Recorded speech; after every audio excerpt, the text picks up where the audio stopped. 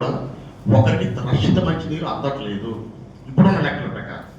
మరి అదే 10 సంవత్సరాల తర్వాత లెక్కలు వేస్తుంటే ప్రతి ముగ్గురికి నీరు అందదు, ప్రతి 5గురిలో ముగ్గురికి సురక్షితమైన నీరు అందదు. అంటే నీరుని మనం ఎంతలా పొదుపు చేయాలో చూసుకోవాలి.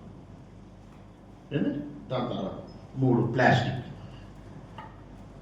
ప్లాస్టిక్ అనేది ఇప్పుడు మనం నీటితో పాటు తాగేస్తున్నాం, గాలితో పాటు పీల్చేస్తున్నాం, ఏంటంటే తర్వాత ఆహారం తిన్నప్పుడు మింగేస్తున్నాం.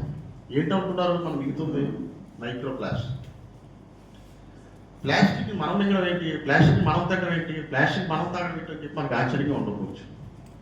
ఫర్ ఎగ్జాంపుల్ మీరు చిన్నది ఉదాహరణ, మనం రోడ్డు మీద వెళ్తున్నప్పుడు రోడ్డు టైర్లు ఫ్రిక్షన్ వల్ల ఇంత మాత్రం పిడికిడంత ప్లాస్టిక్ గాలిలో కలిసిపోతుంది. ఒక 1000 వాహనాలుగా వెళ్ళాయి అనుకోండి, మనకు తెలియకుండానే మన బాడీలోకి ఎంటర్ అయిపోతుంది ఆ మైక్రో ప్లాస్టిక్. తీరా చూస్తే ప్లాస్టిక్ అనేది ఎప్పుడంటే 1907లో కొనుక్కున్నారు. ఇప్పటికి ఎంత అయింది? మహా అయితే 110 సంవత్సరాలు. మన జీవితం చాలా సులభం చేసింది ప్లాస్టిక్ వచ్చిన తర్వాత. కానీ ఇప్పుడు చూసారా, ఒక కథ ఒకటి ఉంటుంది, ఎవరైతే బిరడా చేస్తాడో వాడికి పేట చుట్టుకుంటారు. అలా మనిషి జీవం పోసాడు. ఇప్పుడు మనిషికి ప్రాణానికే ముప్పుగా పరిగణిస్తుంది ప్లాస్టిక్. స్వతహాగా ప్లాస్టిక్ అనేది చాలా మంచిది, దాని విషపూర్తి కాదు, హానికరం కాదు. కానీ మొత్తం ప్లాస్టిక్ తయారవుతున్న దాంట్లో ఏంటి, మొత్తం ప్లాస్టిక్ తయారవుతున్న సింగిల్ యూజ్డ్ ప్లాస్టిక్స్ మాత్రమే ఇప్పుడు వచ్చిన ముప్పంతా కూడా. ఎందువల్లంటే మొత్తం సపోజ్ 1950 నుంచి ఇప్పటి వరకు కూడా సుమారు 830 కోట్ల టన్నుల ప్లాస్టిక్ ఉత్పత్తి అవుతుందని అంచనా. ఉత్పత్తి అయిందండి 1950 నుంచి ఇప్పటి వరకు 830 కోట్లు. ఓన్లీ సంవత్సరానికి 45 కోట్ల టన్నుల ప్లాస్టిక్ ఉత్పత్తి అవుతుంది సంవత్సరానికి. సముద్రాల్లో ఒక 20 సంవత్సరాలు 10 సంవత్సరాలు పోతే చేపల కన్నా ప్లాస్టిక్ ఎక్కువ ఉంటుంది. ఇందువల్లంటే మనం ఎంత ప్లాస్టిక్ పడేస్తున్నాం అంటే సంవత్సరానికి 20 కోట్ల టన్నుల ప్లాస్టిక్ సముద్రాల్లోనే ఉంది. ఏం చేస్తున్నాయి ఇవి?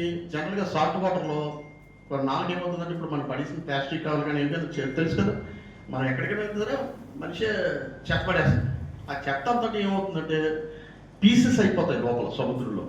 ఆ పీసెస్ అయిపోయి ఏం చేస్తాయి? అవి నానో ప్లాస్టిక్గా మారిపోయి చేపలు అయితే ఏమున్నాయో అవన్నీ తినేస్తే ఆ చేపలు ఎవరు తింటున్నాం? మనం తింటున్నాం. మనం తినడం వల్ల ప్లాస్టిక్ ఎక్కడికి వెళ్తుంది? మనకే వెళ్తుంది.